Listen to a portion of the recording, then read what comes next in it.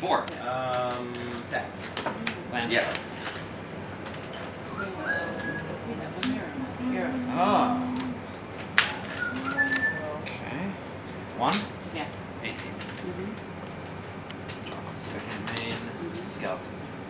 Go ahead.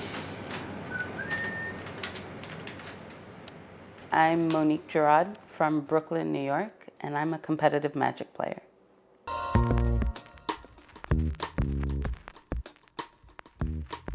Magic the Gathering is a collectible card game where the goal of the game is to get your opponent from 20 life to 0 life. I'm Gabe Reale. I'm a law student at Fordham University, and I play Magic the Gathering. Picture two sorcerers that are on each side of a valley. They're on the peaks, and they're attempting to defeat each other in combat. Each player has their own deck of cards, and you play a series of creatures and spells to try to get your opponent down to 0. Based on how powerful they are and how powerful the sorcerer is and what spells he has at his or her disposal, that allows the sorcerer to defeat the other sorcerer in combat. And the actual way that works out in the game is you reduce them from 20 life to 0 life. And that's how you win the game.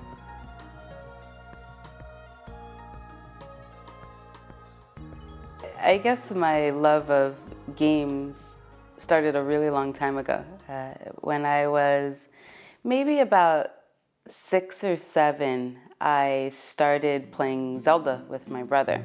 So the first Zelda, A Link from the Past, had this little black book that came with the game, and I would guide him along, tell him where to find everything and which way to go, but he would be doing all the controller and hand-eye coordination that I lacked. And so I moved to Brooklyn in 2011, and I wanted to play some games, but I was looking for a game that I could use just my brain to play. And that's where I found Magic, and Magic is just an awesome game. I fell in love with it from the moment I picked up my first card. So Team Draft League was started a few years ago, and it stemmed from a bunch of us going to the local game store and playing, but not liking the constraints that the local game store had in terms of the times that we could play. You would have groups of 3. So the Team Draft League is 3v3. You know, you have this team element of the game that adds a new angle of community to it, because you know, sometimes you don't do so well and your teammates pick you up and win the match anyways, and that's just a great feeling. And sometimes, you know, you get to pick your teammates up and you feel like, you know, all right, I did you a solid too. And this season, for the first time, Team Draft League has its first all-female team that I'm the captain of. We're called Undeniable Existence. We named our team Undeniable Existence because traditionally in Magic, females aren't very well represented. And so with Undeniable Existence, the reason why we chose that name is because you really can't deny that we're out there and we're just as good as the boys and we're beating them too.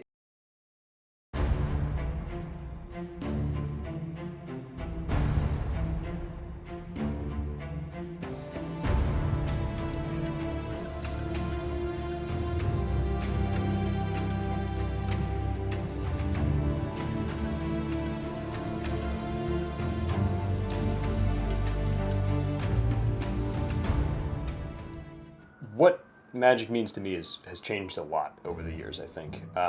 You know, when I first started playing, it was like a fun thing that I did with my cousin, and you know, eventually with my schoolmates when I was in middle school and in high school. I couldn't really see myself playing the game on my own, but I still wanted to play, and so I found out about this Twitch.tv thing, and you know, started streaming myself to the internet. And first it was just, you know, 5 people, 10 people watching, and I thought that was crazy and strange, and then it was 40 people, and then it was 100 people, 200 people, 300 people, 400 people. That translated into an invite to the 2015 Community Cup, which is hosted out in Seattle by the people who make the game, Wizards of the Coast. So the idea of it is that they invite 8 people a year from the community at large, including usually 1 professional player, and then you know, 7 amateurs like myself, who basically represent the various different levels of competitiveness in the game and the different angles from which people, you know, view the game and approach the game. And it's just a lot of fun.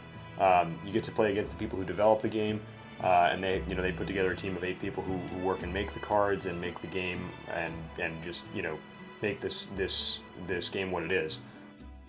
Friends, community members, mages, lend me your ears.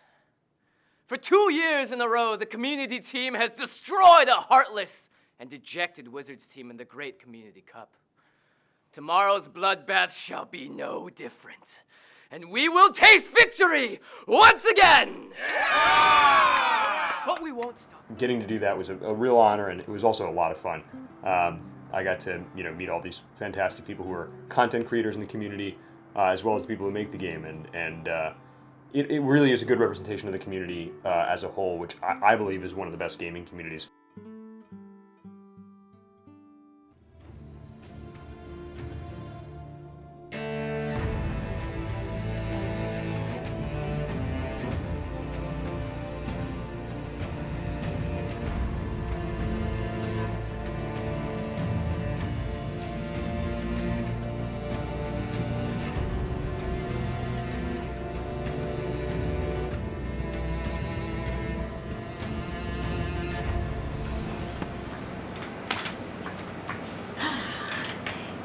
Good job. Good. Yeah, that was good. Yeah. Yeah. Did you have the pump spell or no? You didn't. Okay. Yeah. Okay. Good games. Good games. Well done. Good games. Sweet. Good games. Magic is a hobby, but it's a little bit more than a hobby, because you have the hobby and then you have the community, and a lot of members of that community become your friends. If I were to ever get married, a lot of Magic players will be at my wedding.